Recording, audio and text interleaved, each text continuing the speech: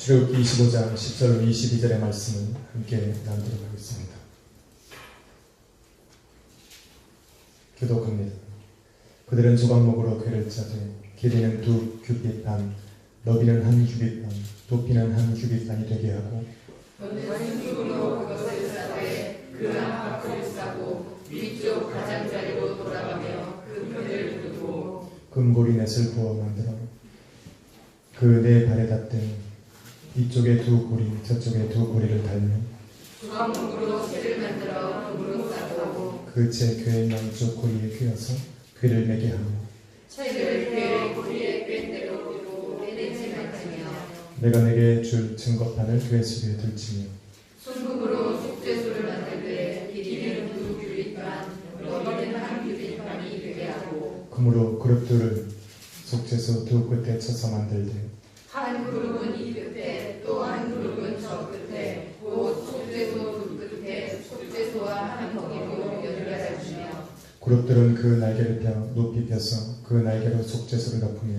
그 얼굴을 서로 대하여 속죄소를 향하게 하고 속죄소를 예비하고 내가 내게 줄 증거판을 배 속에 넣어라. 같이 했습니다. 거기서 내가 너와 만나고 속죄소 위 곧 증거계 위에 있는 2 그룹 사이에서 내가 이스라엘 자손을 위하여 내게 명령한 모든 일을 내게 이르리라.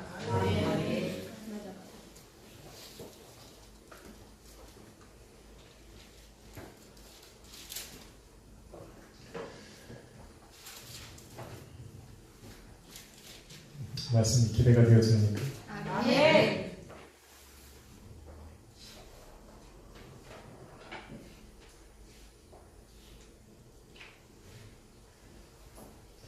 말씀이 여러분의 삶의 변화를 주기를 원합니다. 아멘. 말씀이 여러분의 믿음으로 들려지고 그것이 여러분의 생각과 마음을 산산히 부서뜨리는 여러분의 신앙을 두드리는 여호와의 지팡이가 되기를 소망합니다. 아멘.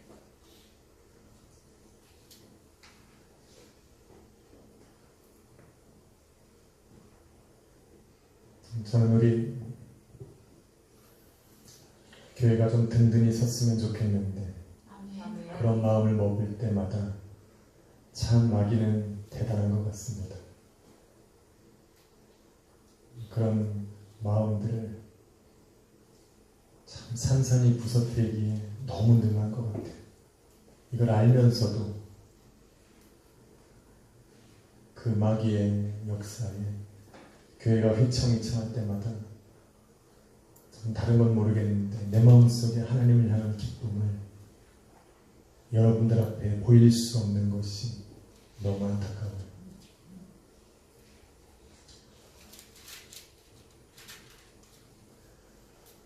이 앞에 있는 자녀들한테 너무나도 부끄럽고 그 다음 세대, 세상을 향하여 뭐라고 말할 수 있을까, 교회가.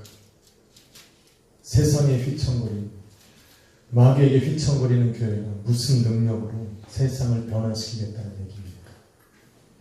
저는 마음이 너무 아파요. 제가 여기서 여러분에게 웃어도 되겠습니까? 내 안에 계신 예수 그리스도의 사랑 때문에 웃고 싶어요. 웃고 싶어요. 웃어도 됩니까? 네, 웃어도 비웃지 않으시겠어요? 제가 웃으면 나는 이렇게 힘든데 목사님은 웃네 라고 얘기할 수 있겠어요? 그렇게 얘기하지 않으시겠어요? 그렇게 얘기하지 않으실 거면 나는 웃고 싶어요. 나는 내 안에 주신 예수 그리스도의 사랑을 그 무엇 때문에도 잃어버리고 싶은 마음이 없어요. 이 기쁨 때문에 이 기쁨을 잃어버리지 않으려고 나는 사고할 수 있고 이 기쁨 잃어버리지 않으려고 남한테 핍박받을 상관없어요. 내게 주신 이 기쁨이 가장 중요하기 때문에 이 기쁨 잃어버리지 않기 위해서 난 내 얼굴 숙일 수 있어요. 여러분도 그러길 원해요. 아멘. 여러분 안에 주신 이 기쁨을 내가 왜 잃어버려야 돼요? 이 기쁨으로 세상을 변화시켰는데 이 기쁨으로 하나님께서 우리에게 주시려고 십자가 못 박혀 죽으셨는데 왜 내가 이 기쁨을 잃어버려야 돼요? 저는 이 기쁨을 유지하려고 기도할 때마다 마귀가 참 너무 저를 괴롭혀요. 정말 한 해 동안에 내가 성령 충만함 받고 우리 성도와 함께 연합하여서 힘을 내서 기뻐하고 싶은데 이 기쁨을 사라지게 하려고 하는 게 마귀예요. 50일 작정 금식 기도하면서 여러분 기도하지 않으면 교회는 더 많은 마귀의 공격이 교회는 쓰러집니다. 우리 앞서의 교회 쓰러지길 원하십니까? 다른 교회 가면 됩니까? 교회 쓰러지면? 그게 여러분의 마음이에요? 세상에 널린 게 교회입니까? 아무데나 가면 돼요?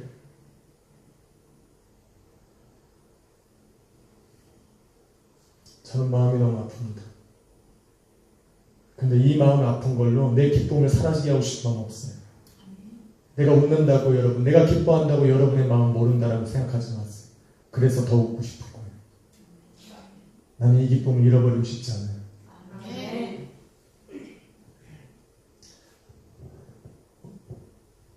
저는 그래서 오늘 선포하는 말씀이 저는 상황 때문에 말씀을 준비하는 사람이 아닙니다. 말씀은 말씀이에요. 할렐루야. 상황은 상황이고 말씀은 말씀이에요. 우리 원정욱 사모님은 좀 얼굴 좀 봤으면 좋겠어. 우리 이 집사님이 생각보다 키가 커. 할렐루야. 감사합니다. 말씀은 말씀대로 듣는 겁니다. 정신 똑바로 차리고 들으십시오. 제가 굉장히 절제해서 얘기하는 거예요. 왠지 아세요? 카메라 나가서. 카메라 없었으면 더 얘기하고 싶은 게 있었는데 카메라 때문에 제가 말을 못하는 거예요. 한번 따라 읽읍시다. 증거계와 교회. 증거계와 교회. 모세를 통하여 하나님께서 거룩한 성막을 지으라고 명하셨어요. 지으라고 명령하신 그 성막의 모형을 우리 주님 여호와께서는 하나서부터 열까지 다 보여주셨습니다. 그래서 하나님께서 주도하시는 일들은 하나님께서 보여주시는 대로 지어져야 돼요. 그런데 그렇게 주님께서 여호와께서 거하시길 원하시는 그 성막을 지으라고 말씀하신 첫 번째 도구가 바로 증거궤입니다. 자, 증거궤는 무엇이냐면 시내산에서 모세에게 하나님께서 주셨던 그 십계명을 기록하신 그 두 돌판을 넣기 위한 궤입니다. 이것을 우리는 증거궤, 때로는 언약궤라는 표현을 쓰는 거예요.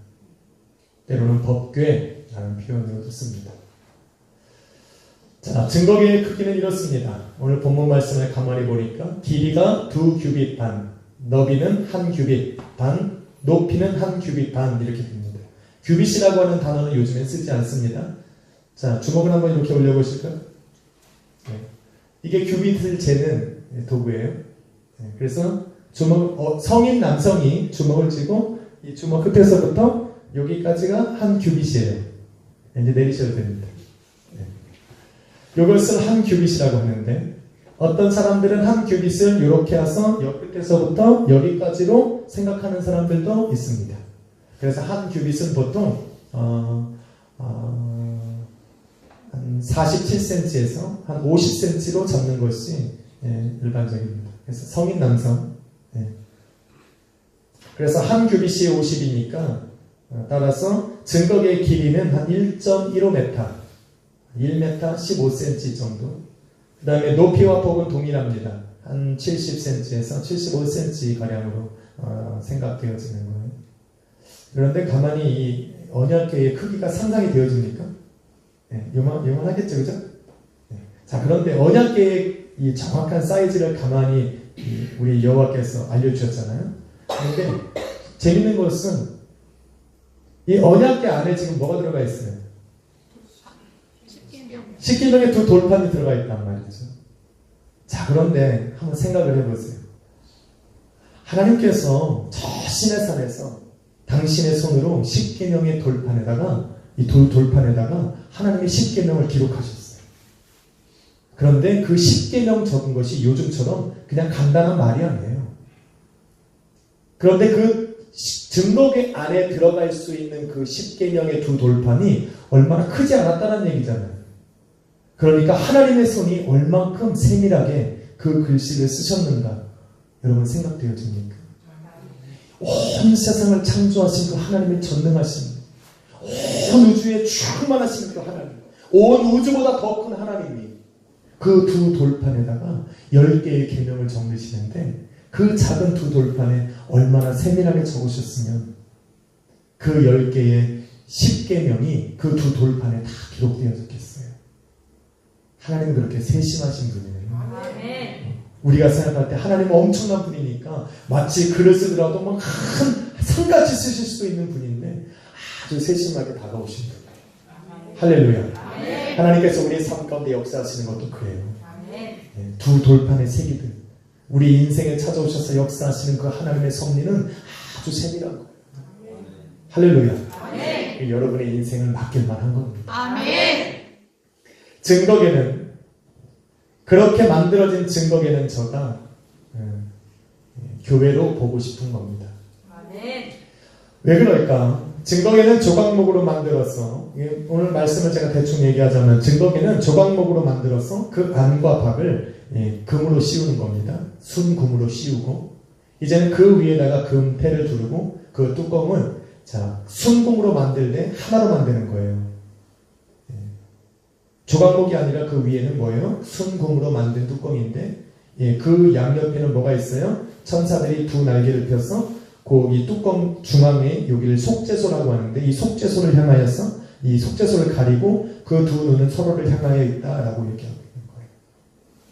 그래서 광야에서 40년을 아직 움직이며 살아야 되기 때문에 고리를 만들어서 그 조각목으로 긴 운반대를 만들고 그 고리에서 떼지를 않습니다.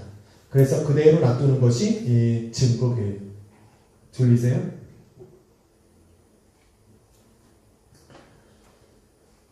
그렇게 서로 마주보고 있는 이 천사들의 이렇게 두 날개를 이렇게 피고 있는 그것은 신학적인 용어로 케루빔이라고 합니다. 케루빔은 날개 달린 천사를 케루빔이라고 해요. 이제 나중에 우리 신학생들은 배울 텐데, 이 케루빔이 있는 그곳은 어떤 것을 의미하냐면 여호와께서 임재하시는 보좌를 의미합니다. 그래서 여호와께서 임재하시는 그곳에는 항상 케루빔이 있어요. 그래서 이 증거계는 물건을 넣어두는, 단순하게 10계명을 두 돌판에 갖다 넣어놓는 그런 넣어두는 상자가 아니라 바로 움직이는 여호와의 보좌를 의미하는 겁니다. 할렐루야. 그러므로 성경은 언약궤고 증거계 앞으로 나아갈 때마다 뭐라고 말합니까? 여호와의 현현 앞으로, 때로는 여호와의 전 앞으로라고 하는 단어를 쓰는 거예요. 왜? 그 속죄소에 그 천사가 이렇게 하고 있는 그 중앙에 속죄소라고 하는데, 그 속죄소에 우리 여호와 하나님께서 임재하시고 좌정하시는 그 보좌가 거기 있기 때문에 바로 여호와의 전 앞으로 나아간다라는 표현을 씁니다. 언약궤로 나아간다라는 표현을 이후엔 쓰지 않아요. 여호와의 현전 앞으로.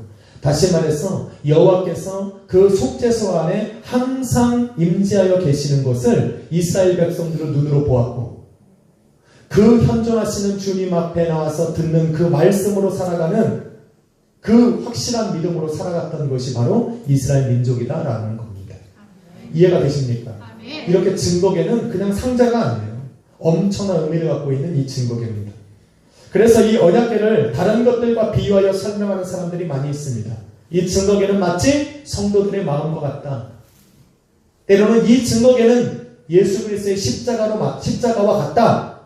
어떤 사람은 이 증거궤는 바로 예수 그리스도를 의미한다 라고 얘기하는 사람들도 많이 있습니다. 저는 틀렸다고 얘기하는 것이 아니라 저와 관점이 다르다고 얘기하고 싶은 겁니다. 저는 이 증거궤를, 여호와께서 임재하시는 이 바로 증거궤를 뭐랑 비교한다고요? 예수 그리스도의 몸된 저는 교회라고 저는 생각을 합니다. 왜 그럴까? 저는 이 말씀을 붙들고 일주일을 살아갑니다. 이 말씀을 붙들고 묵상을 하고 이 말씀에 젖어들어서 살아갑니다. 과연 이 말씀을 통해서 우리 약수의 교회 성도들에게 주시는 하나님의 메시지는 무엇일까? 성도들을 통해서 오늘 이 말씀을 통해서 알게 하시고자 하는 것이 무엇일까? 저는 그것을 붙들고 한 주간 살아갑니다. 그리고 깨달은 것이 증거궤는 예수 그리스도의 몸된 교회를 의미한다라고 저는 묵상을 마쳤습니다. 자, 왜 그럴까?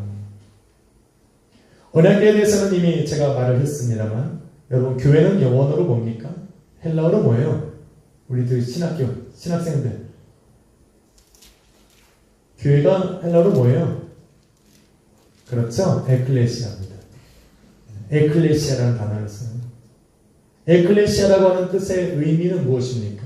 그 의미는 바로 세상으로부터 불러냄을 받아 거룩함으로 구별된 자들의 공동체를 얘기하는 거예요.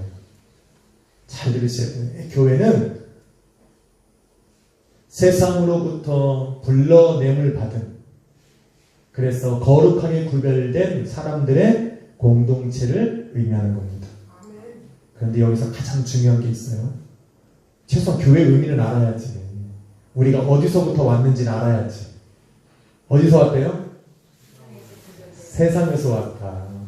이거를 절대 까먹으시면 안 돼요. 자, 우리 교회는 세상으로부터 불러냄을 받은, 그러니까 어디 있었다는 거예요? 세상에 있던 우리를 하나님께서 불러내셔서, 인류와 불러내셔서 거룩하게 구별해 놓으신 자들의 공동체를 얘기하는 거예요. 교회는 절대 각 개인을 말하는 것이 아니라 그 불러냄을 받은, 거룩함을 받은 그 성도들의 믿음의 공동체를 의미하는 거예요. 그래서 교회는 나도 교회, 너도 교회 이러면 끝! 교회가 필요 없어! 이러면 다 이단이에요. 개인은 교회가 성립이 될 수 없어요. 공동체라고 하는 단어가 그래서 되게 중요한 거예요. 교회는. 그래서 여러분, 저와 여러분도 이미 알고 있잖아요. 그죠? 교회는 어떻게 만들어집니까? 우리가 지난주에 했는데, 지난주에 했죠? 다 기억하시죠? 자, 교회는 어떤 사람들이에요? 죄인들이 이렇게 있는데 그런 죄인들이 세상으로부터 구별받아서 이렇게 모여 있잖아요. 이것이 어떻게 성령의 능력 안에서 예수 그리스도의 십자가의 사랑을 안에서 우리가 하나로 묶여진 것이 교회다라고 얘기했습니다. 아멘. 믿으십니까? 아멘. 이게 교회예요. 아멘.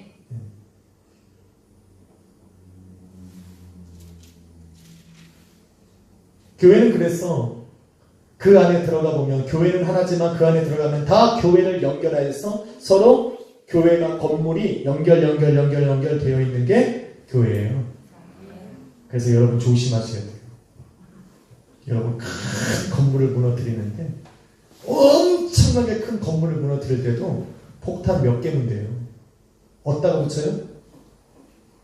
기둥에다가 몇 개 붙이면 무너져 버려요. 교회는 연결지어 만들어진 겁니다. 한 성도가 흔들리고 무너지면 교회는 어느 순간 무너져 버리는 거예요. 아주 단단해 보이는 교회 같지만 한순간에 무너집니다. 그래서 잘 들으셔야 돼요. 아멘.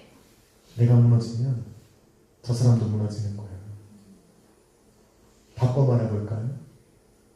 나 기분 나쁘다고 저 사람 무너뜨리면 누구도 무너지는 거예요? 나도 무너지는 거예요. 미안한 말을 하나 할까요?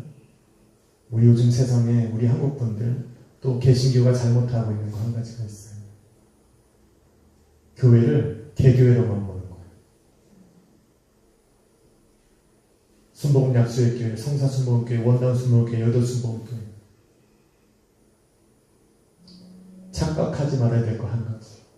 예수 그리스도의 성경에서 말하는 교회에 우리로 보면 한 사람 한 사람이 건물이지만 하나님이 바라보시는 교회는, 우리 개교회는 하나의 건물에 불과한 거예요.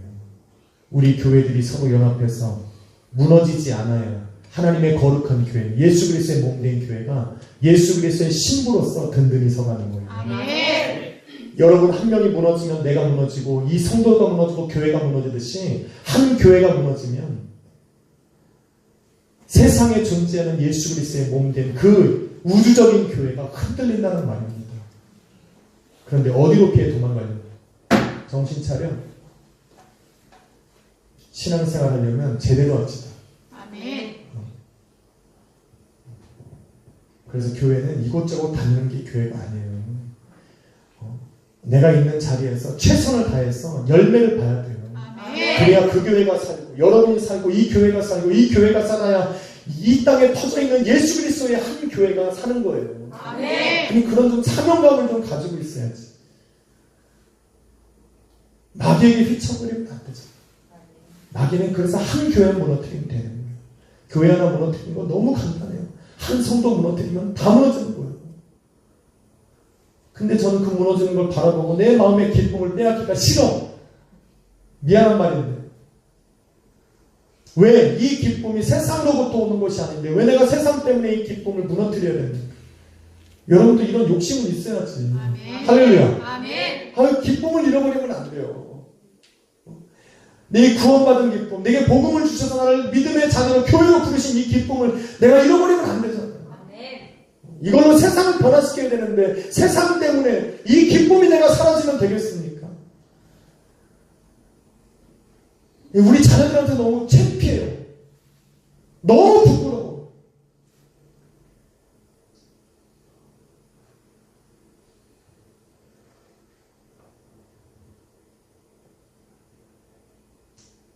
너무 부끄럽습니다. 이 자녀들한테 예배를 인도하는 것도 뺏기고 결국 그 앞에 앉으셔서 보여주는 게 바로 그런 거면 이 자녀들한테 우리는 뭘 가르쳐야 될지 몰라요. 우리 집사님들, 우리 권사님들, 저를 포함해서 우리 목사님과 사모님은 정말 회개하셔야 돼요. 뭘 회개해야 되냐고요? 이걸 회개해야 되는 거예요. 회개하는 걸 모르니까 회개해야죠. 회개는 아무나 하는 게 아니라 회개의 영이 부어져야 하니까. 다행이에요. 우리 애들이 몰라서.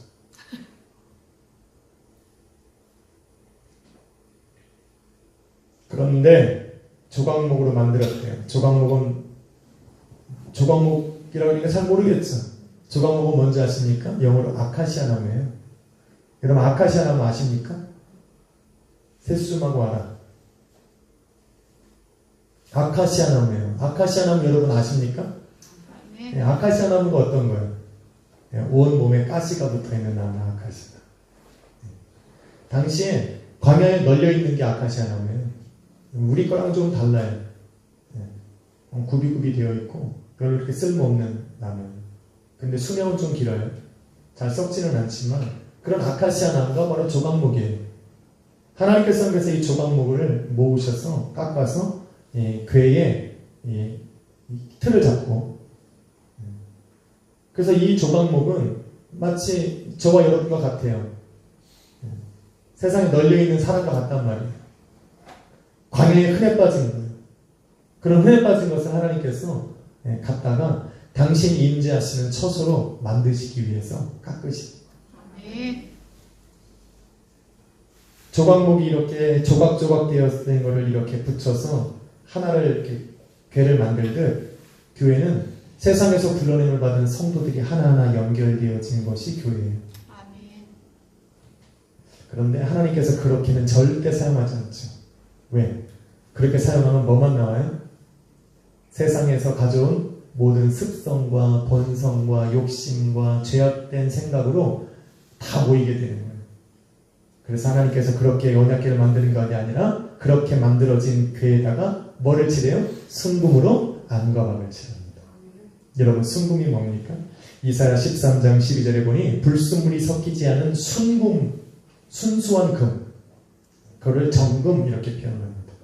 자, 그런데 베드로전서 1장 7절은 바로 이렇게 불순물이 섞이지 않은 정금을 뭐라고 얘기하냐면 불로 연단된 믿음의 확실함을 얘기하는 거예요. 불로 연단되어서 모든 불순물이 빠진 순수한 금을 우리 믿음의 확신이라고 얘기하고 있는 거예요. 아멘. 할렐루야. 아멘. 그래서 우리는 세상 가운데 우리의 욕심과 본성과 그런 걸로 죄악된 것으로 가득 찬 것을 우리가 이 땅 교회 가운데 가지고 와서 교회가 되었는데 하나님이 우리를 이렇게 쓰는 것이 아니라 그 안에다가 안팎으로 뭘 바르셨어요? 믿음으로 확 채우십니다. 할렐루야. 아멘. 그래야 하나님께서 임재하시는 분이 되는 거예요. 아멘. 그래서 교회에 우리가 예수 그리스도께서 나를 구원하셨다라고 하는 이 믿음, 내가 죄인 되었으나 오늘도 예수님의 십자가에 보인 나를 사하셨다라고 하는 이 믿음이 사라지기 시작하면 뭐가 나오냐면 아카시아에 숨겨졌던 그 그 가시들이 나오기 시작해요. 이 가시들이 나와서 어떻게 해요? 서로를 찔르는 거예요. 서로를 찔러요. 그래서 서로를 찔르는데 누구를 찔러? 나하고 붙어있는 사람을 찔러. 그래서 옆에 앉은 사람 조심하시고, 저 사람한테 가시가 나오면 내가 제일 먼저 찌르는 게 누구야? 네, 저를 찔러요. 그래서 상처는 제일 가까운 사람이 제일 주는 거예요. 그래서 내가 저 사람한테 상처를 받았네. 그 사람하고 나하고 굉장히 친한 사람이에요. 아니 진짜예요. 내가 우리 창민이한테 시험 들겠어요? 별로 안 친해. 그래서 내가 상처를 주는 사람은 저 사람이 나를 찔러 공격해. 난 저 사람하고 제일 친하게 지낸 거예요.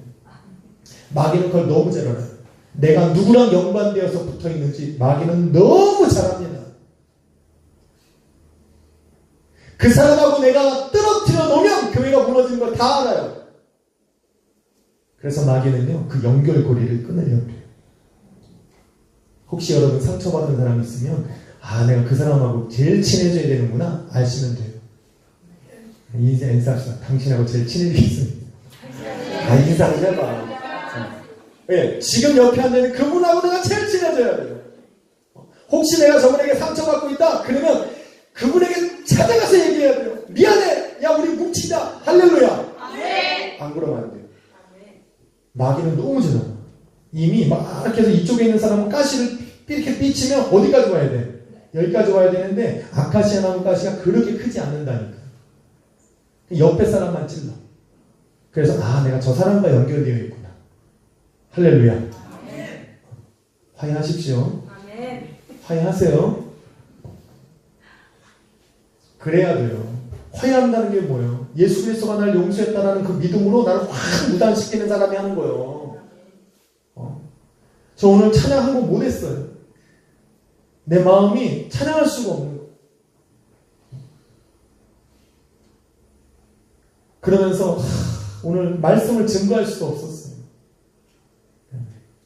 근데 얘네들 찬양하는데 이 헌금송 하는데 내 마음이 녹기 시작하는 거예요. 야, 이 아름다운 찬양 앞에 내가 내 마음에 주신 이 기쁨을 잃어버렸어야 되겠네.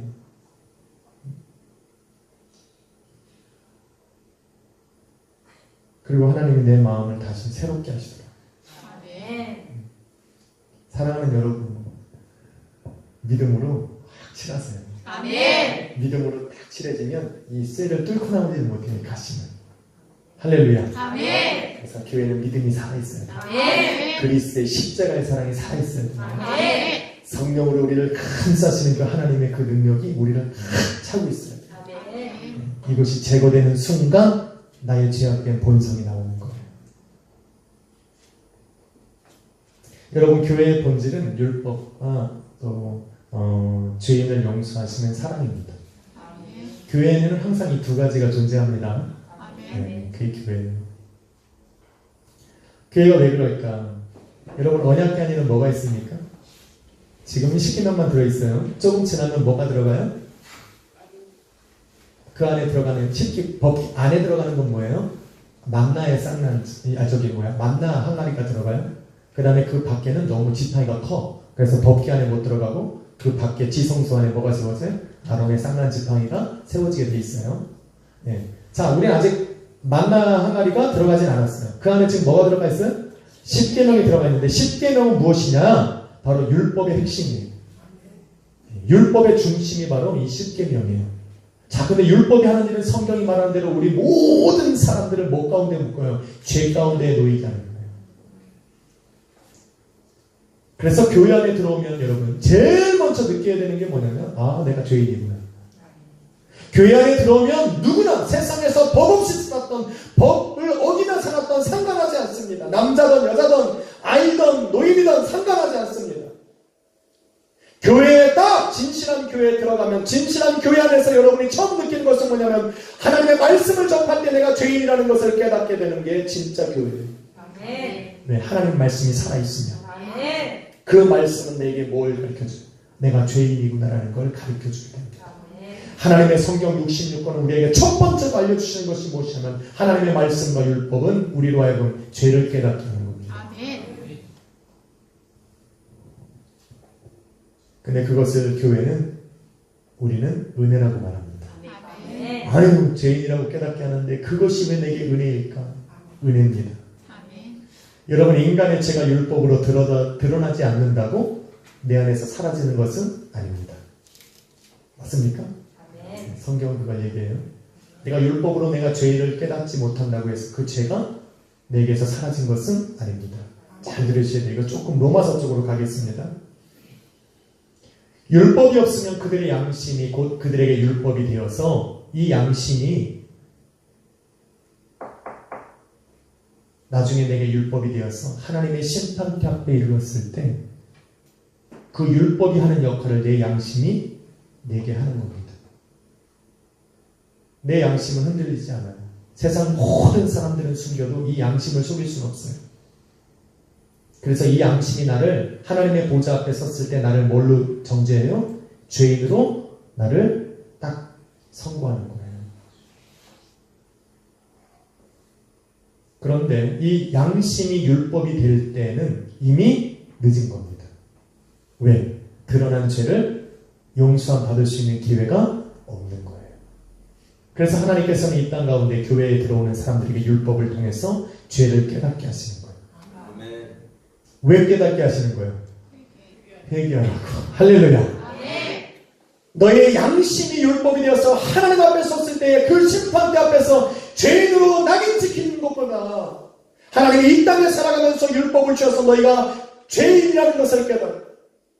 내가 죄는 모든 죄를 만나게 하심으로 그 죄를 회개할 수 있는 기회를 주셨기에 은혜인 겁니다. 아멘. 할렐루야. 아멘. 그래서 그 죄를 깨닫는 순간마다 내가 회개하면 되는 거예요. 하나님이 오늘도 내가 여러분 회개할 수 있는 기회를 주신 것처럼 우리에게 주시는 엄청난 은혜는 없는 겁니다. 믿으십니까? 아멘. 예수님께서 이 땅 가운데 오셔서 뭐라고 말씀하면 나는 세상에 비추는 빛이요 생명의 빛이라고 얘기합니다. 아멘. 빛이 비추는 곳마다 뭐가 드러나요? 숨겨져 있던 죄가 드러나기 시작해요. 예수 그리스도 앞에 나오면 항상 사람들은 이렇게 고백합니다. 주여 나를 떠나소서 나는 죄인이로습니다.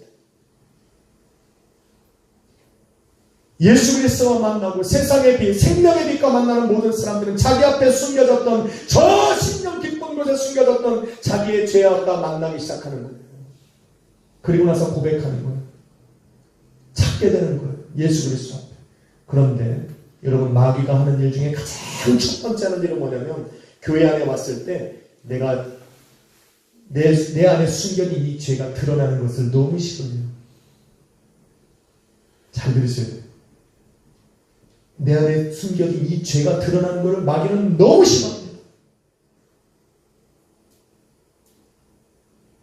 그 죄를 감추라고 우리는 막 부추겨요. 그래서 우리가 죄인으로 깨닫는 것은 여러 가지가 있는데 내가 죄인으로 하나님 앞에 나의 죄가 예수 그리스도의 임재 가운데 나와서 이 말씀을 통해서 내가 죄인이라는 것이 드러나지 않게 하기 위해서 찬양의 감동을 확 빼가요.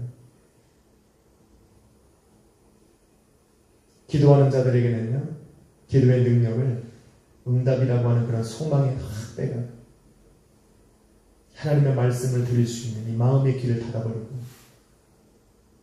정말 무서운 이 존재예요. 성령의 역사를 무시하게. 그래서 예수 그리스도 앞에 나와서 내가 죄인 되었다라는 것을 깨닫지 못하도록 철저하게 우리의 이 모든 것들을 다 막아요.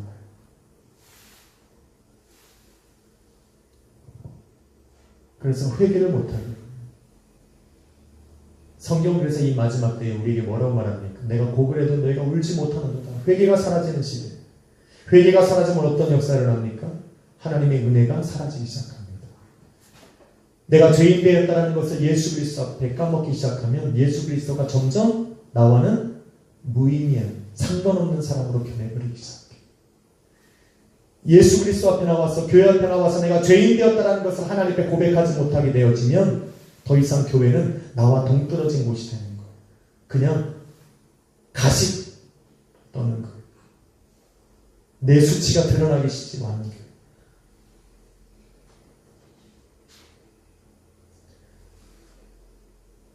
성경은 우리에게 빛으로 드러나는 것마다 빛이니라라고 얘기합니다. 여러분 잘 들으셔야 돼요. 성경은 우리에게 빛으로 드러나는 것마다 빛이라 그래요. 빛이 가면 뭐가 드러난다고 했어요? 죄가 드러난다고 했는데 빛 가운데에 드러난 모든 죄는 더 이상 죄가 아니라 뭐다? 빛으로 드러난다. 빛이 된다라고 얘기해요. 그래서 세상은 어둠에 숨어서 빛으로 나오질 못하는 거예요. 왜? 내 죄가 드러날까봐? 드러나면 어떻게 돼요? 율법이 나를, 마귀가 나를 뭐라고 말해요? 죄의 싹은 사망이라고 얘기해요. 너 빛 가운데 나가면 죄가 드러나고 죄는 사망이라고 얘기하는데 성경은 우리에게 그렇게 얘기하는 것이 아니라 예수 그리스도의 빛 가운데 나가서 너희의 죄가 드러나는 것마다 사망이 아니라 뭐라고 얘기합니까? 빛이라고 얘기하고 있는 거예요.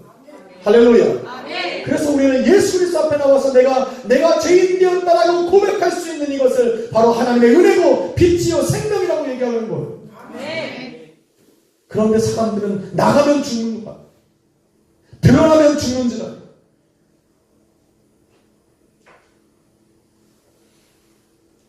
우리는 드러내야 사는 거예요. 아멘. 내가 죄인이라고 얘기해야 사는 거예요. 교회는. 주여 내가 당신 앞에 죄인입니다. 내가 저 사람들 앞에 죄인입니다. 나는 아직도 내 심령 가운데 가시를 품고 살아가는 아카시아 나무처럼 오늘도 내 안에 믿음과 사랑이 없어지면 여전히 나는 세상의 본질이 드러나는 그런 존재입니다라고 얘기하며 살아가는 그럴 때 우리는 생명이 되는 거예요. 믿으십니까? 아멘. 그래서 날마다 내가 하나님 앞에 죄인 되었다는 걸 까먹으면 안 돼. 그래서 그걸 막 숨기고 있다가 누구한테 들켰어. 그럼 짜증내는 거예요. 이 본성이 어떻게 하다가 삐지고 나왔네. 그래서 믿음을 가지려면 철저하게 믿으셔요. 아멘. 하나부터 열까지 다 믿어야 돼. 아멘. 하나님이 그래서 갑주 입으려면 전신갑주를 입어야지. 무겁다고 빼버리면 큰일 나. 삐지고 나와 가시다.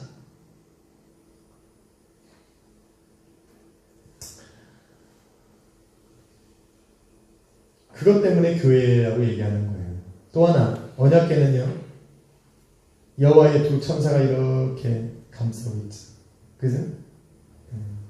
그래서 그 중앙이 뭐라고 그랬어요? 속죄소예요. 그런데 여러분 잘 보시죠. 성경에 보니까 이거는 순금 한 덩어리로 되어져요. 이해가 되시죠? 따로따로 해서 본드로 붙인 것이 아니라 금으로 하나로 되어야 되는 거예요. 이거 떨어뜨릴래야 떨어뜨릴 수가 없는 걸 의미합니다. 자, 순금이에요. 근데 거기에 천사가 이렇게 하고 있어요. 자, 천사가 이렇게 되고 있다. 아까 제가 미리 조금 얘기했지만 이 카루빔이라고 하는 것은 여러분 본문 22절에 보면 뭐라고 얘기합니까? 그 속죄소에 대해서 뭐라고 얘기하는지 한번 같이 읽어볼까요? 시작! 거기서 내가 너와 만나고 속죄소 위 곧 증거계 위에 있는 두 그룹 사이에서 내가 이스라엘 자손을 위하여 너에게 명령할 모든 일을 내게 이르리라 라고 말합니다. 하나님께서 그 가운데에 나타나셔서 말씀하시는 여호와의 영광이 드러나는 장소라고 지금 얘기하고 있는 거예요. 그래서 그룹 천사들이 두 명이 이렇게 하고 있다는 건 바로 여호와의 보좌가 거기 있다는 걸 얘기하고 있는 겁니다. 에스겔서 10장 4절 5절에 보면 이렇게 얘기해요. 에스겔이 영에 감동되어서 하나님의 영광을 딱 바라보니 여호와의 보좌 옆에 그룹 천사들이 모여 섰더라 얘기하는 거예요. 그런데 그곳에서 하나님께서 뭐라고 말하냐면 그 그룹 천사들이 날개를 치고 있는데 그 날개 치는 소리가 마치 여호와의 입에서 나오는 그 음성과도 같더라고 얘기합니다. 그 속죄소는 지금 오늘 본문 말씀을 그대로 에스겔이 바라본 거예요. 그 속죄소에서 과연 무슨 일이 벌어질까?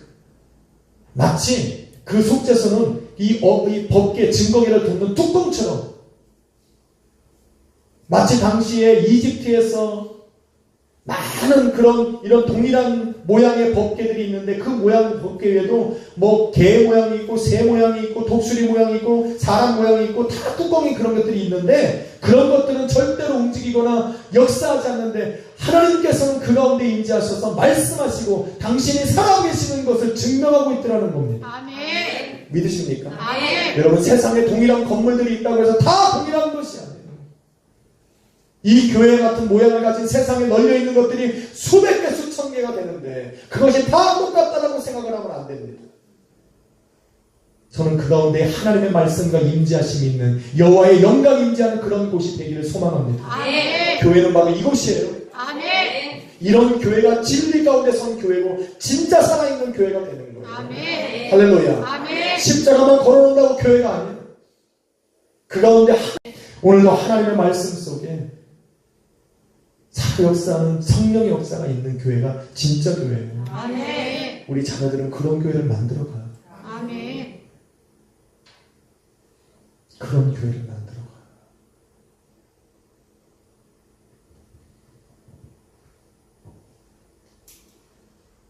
미안한 말이지만 이 집사님들처럼 흔들리지 마. 창피하게 신앙생활하지 마. 든든히 서. 믿음 안에서. 그래서 이 시대보다 더 험악한 세상 속에 주님께서 역사하시는 교회를 세워나가. 아멘. 나는 여러분들이 그랬으면 좋겠어. 아멘. 속죄소는요, 카포레트라고 하는 단어를 씁니다. 속죄소라고 하는 의미. 여호와의 언약궤를 이렇게 둘러싸고 있는 천사들과 천사들 그 사이에 있는 바로 이 가운데를 속죄소라고 하는데, 이 속죄소는요, 카포레트라는 단어를 씁니다. 카포레트라는 덮다라는 의미. 자, 덮다라고 하는 의미를 가진 카파르라고 하는 동사에서 유래된 거예요. 카파르라고 하는 단어에서 유래가 되었는데, 그래서 뭡니까? 단순히 뚜껑을 덮다라고 하는 의미가 아니라 하나님께서 죄를 덮는다라는 의미예요. 이거 얼마나 중요한 의미예요. 저는 이 원어를 해석하면서 얼마나 가슴이 뛰었는지 몰라요. 여러분 안 뜁니까? 잘 보세요. 교회 안에 들어오면 뭐가 있다고 그랬어요? 율법이 있고, 율법은 모든 사람을 죄 가운데 가둔다니까요. 그런데 하나님이 교회 안에 들어온 그 사람들을 그 율법이 가리키는 대로 죄 가운데 내어버리는 것이 아니라 그 안에서부터 일어나는 이 죄책감과 이 죄의 그런 모든 것들을 하나님이 뭘로 덮으셨어?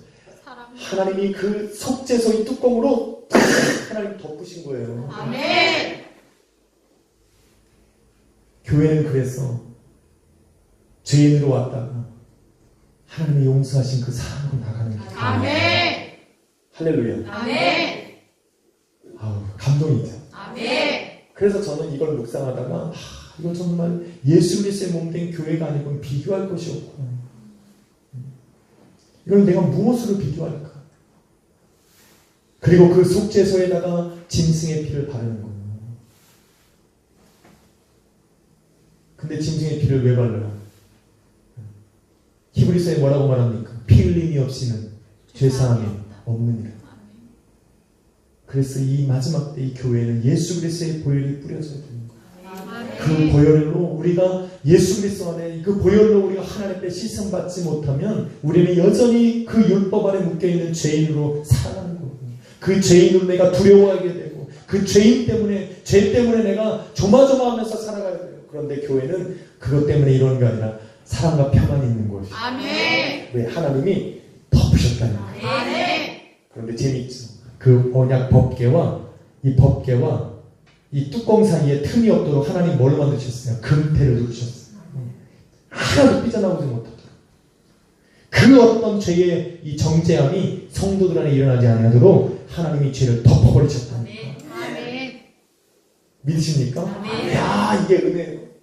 저는 이 말씀을 읽으면서 여러분은 내가 내 마음을 그대로 표현할 수 없지만 이걸 묵상하면서 너무 감사했어요. 하나님, 내 안에 숨겨진 이 죄를 하나님이 죄를 여기지 아니하시고 예수 그리스도의 보혈로 나를 덮으셨어. 할렐루야. 아멘. 나를 정결케 하셨구나. 아멘. 짐승의 피가, 그래서 그 앞에 나아갈 때 여러분, 짐승의 피로 이 제사를 드리잖아요. 그죠? 그런데 이 제사를 드린다고 해서 그 하나님의 임재하심 앞에 내가 거룩한 모습으로 나가는 것이 아니라 하나님께서 그것을 그냥 그렇게 나아오는 그들의 죄를 하나님이 그냥 은혜로 덮어주신 거예요. 아멘. 그런데 예수 그리스도의 피는 완전 달라요. 여러분 아시죠? 예수 그리스도의 피와 구약시대에 제사를 드렸던 짐승의 피와 뭐가 다릅니까? 짐승의 피는 죄를 사하는 권세가 있는 게 아니라 덮는 은혜가 있는 거예요. 하나님이 덮어주시는 거예요. 그런데 예수 그리스도의 보혈은 우리를 덮는 것이 아니라 그거보다 한 단계 더 나아가서 우리를 사하시고 깨끗게 하시고 우리를 정결케 부르실 수 있는 분이 바로 예수 그리스도의 보혈이에요. 우리는 그 피 뿌림을 받았기에 더 이상 정죄함이 없는 거예요. 할렐루야. 그래서 출애굽기 30장 10절은 바로 이 속죄소를 뭐라고 말합니까? 속죄하다라는 단어를 사용하는 거예요. 그러니까 하나님도 저 사람 속죄하고 나를 속죄했으니까 우리 서로 좀 사랑해 줍시다. 아니 좀 가서 좀 사랑해 줍시다. 그냥 사랑해 줘요. 이유가 없어. 사랑의 이유가 없어. 하나님이 우리를 사랑하신 그 아가페적인 사랑은 그냥 사랑이에요. 그냥 조건이 붙지 않은 사랑. 그냥 무조건적인 사랑. 인사합시다. 무조건 사랑해. 아니 그냥 인사해야 돼요. 아우 좀 이게 기쁘게 인사합시다. 아니 그냥 무조건 사랑해. 할렐루야. 다시 한번 합시다. 그냥 무조건적으로 사랑합니다. 할렐루야.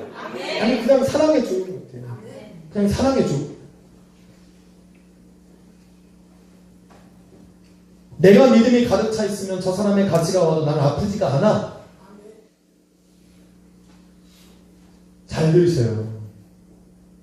사람은 누구나 가시를 낼 수 있어. 그게 삶이에요. 그러니까 내가 믿음으로 충만해 있으면 돼요. 그럼 난 안 흔들려. 왜? 가시가 어떻게 그 순금을 뚫고 들어와. 내가 믿음에 쓰면 되잖아. 왜? 사람은 못 바꾸니까. 사람은 못 바꿔요. 어떻게 바꿔? 나도 못 바꾸는데 여러분이 어떻게 바꿔? 하나님의 말씀을 선포하는 저도 여러분을 못 바꾸는데 여러분 스스로가 여러분을 어떻게 바꿔? 그래서 말씀을 못 증거할 뻔했어요. 제가. 이걸 어떻게 증거하면 증거할수록 시험 들고 낙심하고 좌절하고 쓰러져.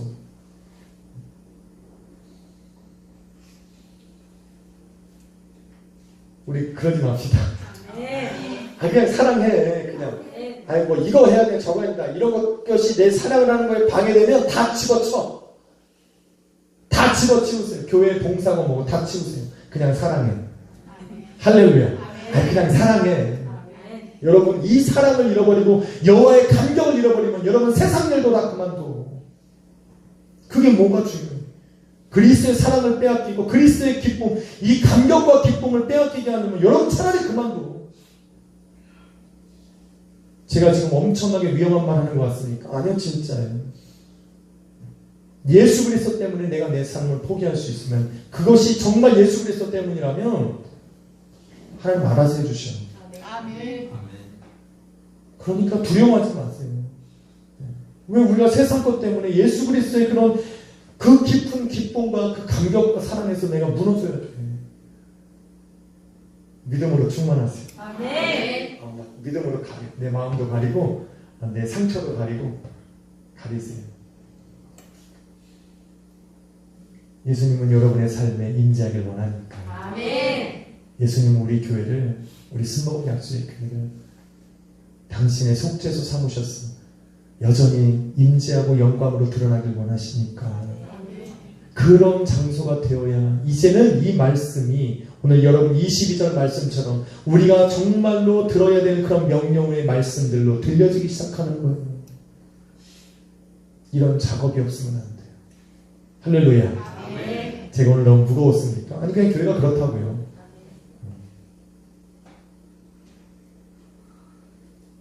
교회가 그런 겁니다. 그런데 이 천사들은 뭐하고 있는 거예요 도대체? 오늘 제가 이 말씀을 준비하고 먼저 예배 나와서 기도할 때 이랬어요. 저는 이 천사들을 막 나무랬어요. 이놈들이 뭐하고 있는지 모르겠어요. 천사들이 하는 일은 두 가지가 있어. 첫 번째는 뭐야? 여호와의 보좌를 감싸고 있는 거고, 두 번째는 하나님의 자녀된 사람들을 돕는 거예요. 그래서 막 천사들한테 뭐라고 한 거예요. 부리는 영이다. 아니에요?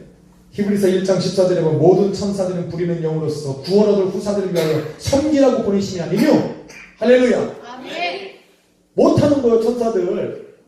돕는 거 도우라고 그러는 건데 왜 안 도우는 거예요? 할렐루야. 그러니 천사가 한마디 하는 것 같구만. 뭐라고 말합니까? 기도해. 아멘. 그래서 기도했어요. 제가 지금 농담처럼 얘기한 거지만 저는 기도하면서 내 마음속에 온 거 얘기한 거예요. 제가 이번 주 주일날 설교할 게 이거예요. 사람들은 기도 안 하고 마음으로 결단해요. 미안한 말인데 그 결단은 역사를 이룰 수가 없어요. 사랑하는 여러분, 여러분의 인생 속에 여호와의 역사를 기억하고 싶으면 천사 보고 일하라고 하세요. 나를 위해 일하라고 하고 교회를 위해 일하라고 하세요. 우리의 힘으로는 마귀를 이길 수가 없잖아요. 우리의 힘으로 세상을 이길 수 없잖아. 내 감정 하나도 컨트롤 못하는 우리가 무슨 세상을 바꿉니까? 천사가 안 도와주면 안 되잖아. 할렐루야. 그러다가 우리 주님이 우리의 모든 죄를 사하셔서 나를 하나님의 자녀로 삼으셨다니까. 믿는 분만 해봐. 아멘. 여러분 기도할 때마다 주여 아버지 내게 돕는 천사를 주셔서 감사합니다. 아멘. 이 천사가 내 삶에 들어와서 나를 돕게 하여 주옵소서. 아멘. 아버지 나는 당신이 나를 자녀 삼으신 것을 믿습니다. 아멘. 나를 교회 삼으신 것을 믿습니다. 내 인생에 찾아오셔서 여호와의 영광을 드러내는 자리가 되게 하여 주옵소서. 그래서 하나님 이것으로 담대하게 승리하게 하여 주옵소서. 하나님 나는 이길 수 없사오니 당신의 천사를 보내주셨어. 이 천사가 정말로 다니엘에게 응답을 가져올 때 공중권세 나군사와 싸워서 이긴 것처럼 하나님 내 인생에 싸워서 나로 하여금 승리케 하여 주옵소서. 기도하십시오. 그러지 않고는 역사를 체험할 수 없습니다. 그렇지 않고는 교회가 성령으로 충만한 한 해를 이루어갈 수가 없어요. 충만하기 전에 무너질 것 같아요. 승리합시다. 여러분 주위에는 돕는 천사가 있어요. 교회는 항상 예비되어 있는 천사들이 있다니까. 혼내십시오. 정신 못 차리게. 저희 천사들이 밤낮 쉬지 않고 날개짓을 하면서 요한계시록에 그렇게 나와요. 요한계시록 4장 6절에 보면 보좌 앞에 수정과 같은 유리바다가 있고 보좌 가운데 보좌 주위에 네 생물이 있는데 앞뒤에 눈이 가득하더라. 여러분의 일거수일투족을 한 번도 놓치지 않기 위해서 안팎으로 눈을 뜨고 마치 속죄소를 바라보는 천사들이 서로 마주하며 서로 그것을 바라보고 있듯 저와 여러분의 교회, 저와 여러분의 삶, 저와 여러분이 가지고 있는 그 믿음의 삶을 한순간도 놓치지 않기 위해서 오늘도 바라보고 있는 거예요. 그러니 그분들을 사용하세요. 승리합시다. 승리합시다. 무너지지 맙시다. 정말 우리 약속의 교회가 여러분의 교회가 되고 참 여러분이 귀하잖아요. 여러분도 제가 귀하잖아요. 제가 잘못하면 떠나라니까요. 제가 잘못하면 떠나라고. 제가 이 입으로 내가 예수라고 얘기하면 여러분 밀어넣지만 가라니까요. 내가 하나님이라고 얘기하면 그때는 뒤도 돌아보지 말고 가져야 돼요. 근데 그런 거 아니면 교회를 든든히 세워나가십시오. 좀 세워주십시오. 그냥 세상을 향해서 좀 담대하게 선포하지. 그런 교회가 되기를 소망합니다.